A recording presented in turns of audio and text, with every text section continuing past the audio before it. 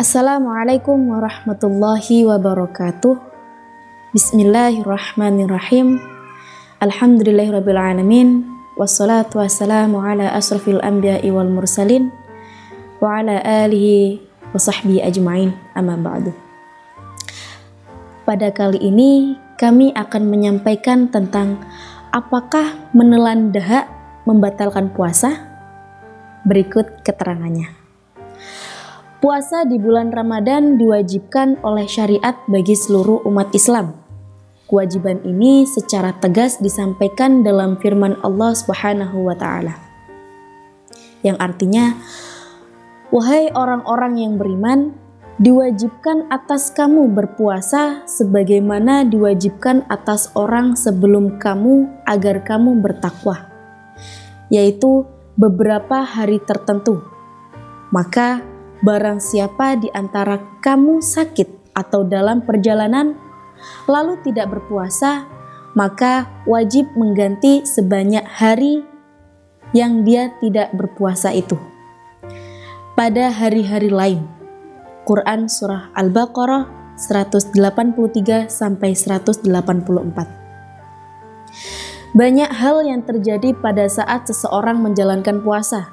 Salah satunya adalah keluarnya ingus atau dahak pada saat puasa. Sebenarnya bagaimana hukum menelan ingus atau dahak pada saat puasa? Dalam menjawab permasalahan tersebut, dalam mazhab Syafi'i dijelaskan bahwa tertelannya ingus atau dahak ke bagian dalam jauf atau tenggorokan ketika ingus atau dahak sudah sampai di bagian luar, hukumnya tergantung kondisi yang mengiringinya. Jika saat ingus atau dahak berada di bagian luar atau di atas tenggorokan dan mampu untuk dikeluarkan, dalam bahasa Jawanya dilepeh, dalam bahasa Indonesianya dimuntahkan, tapi tidak ia keluarkan hingga akhirnya tertelan kembali, maka puasanya dihukumi batal. Sebab dalam hal ini ia dianggap ceroboh karena tidak mengeluarkan ingusnya atau dahak. Namun, jika saat ingus atau dahak berada di bagian luar, tidak mampu ia keluarkan, misalnya karena terlalu cepat turun kembali ke bagian dalam jauf atau tenggorokan, atau tertelan tanpa disengaja, maka puasanya tetap dihukumi sah dan hal tersebut tidak membatalkan. Perincian di atas sesuai dengan penjelasan dalam kitab Kifayah Al-Akhyar. Ketika ingus atau dahak turun dari kepala dan berada di bagian atas tenggorokan, maka hukumnya diperinci. Jika seseorang yang puasa tidak mampu mengeluarkannya atau tidak dapat memuntahkannya, lalu ingus atau dahak itu turun kembali menuju bagian dalam jauf atau tenggorokan, maka puasanya tidak batal. Namun, jika mampu untuk mengeluarkannya dan ia meninggalkan hal tersebut sampai ingus itu atau dahak dengan sendirinya turun atau menuju bagian dalam, maka puasanya dihukumi batal karena ia dianggap ceroboh karena tidak mengeluarkan ingusnya atau dahak. Menurut Syekh Taqiyuddin Abu Bakar bin Muhammad Al-Husaini, Kifayah Al-Akhyar, Juz 1 halaman 205.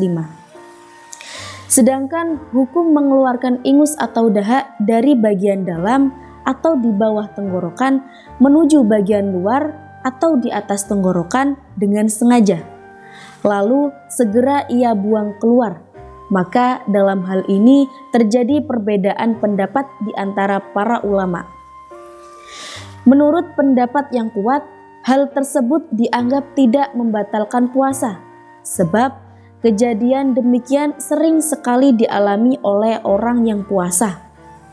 Namun, menurut pendapat yang lain, hal tersebut dianggap membatalkan puasa karena sama persis dengan mengeluarkan muntahan dengan sengaja, yang sangat jelas dapat membatalkan puasanya.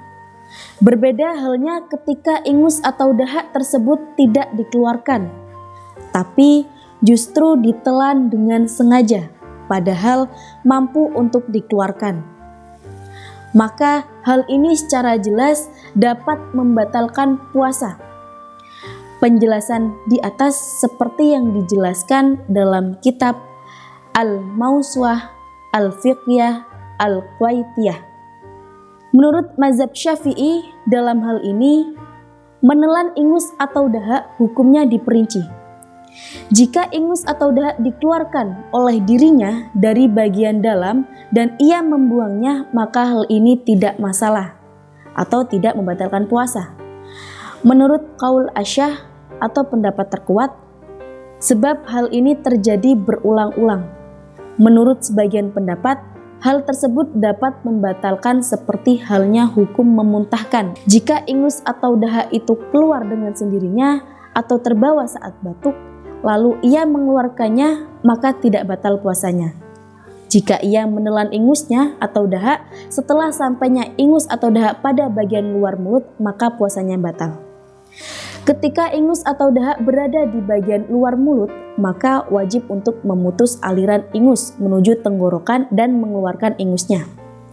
Jika ia meninggalkan hal ini, padahal ia mampu, lalu ingus atau dahak itu sampai pada bagian dalam jauf atau tenggorokan, maka puasanya dihukumi batal menurut qaul asyah. Menurut sebagian pendapat, puasanya tidak batal, sebab ia tidak melakukan apapun. Ia hanya membiarkan tidak melakukan apapun.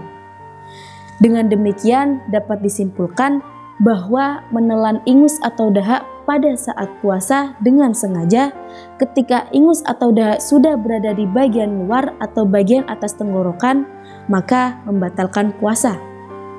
Berbeda halnya ketika ingus tersebut keluar lalu tertelan kembali dan tidak mungkin untuk dikeluarkan, maka puasanya tetap dihukumi sah.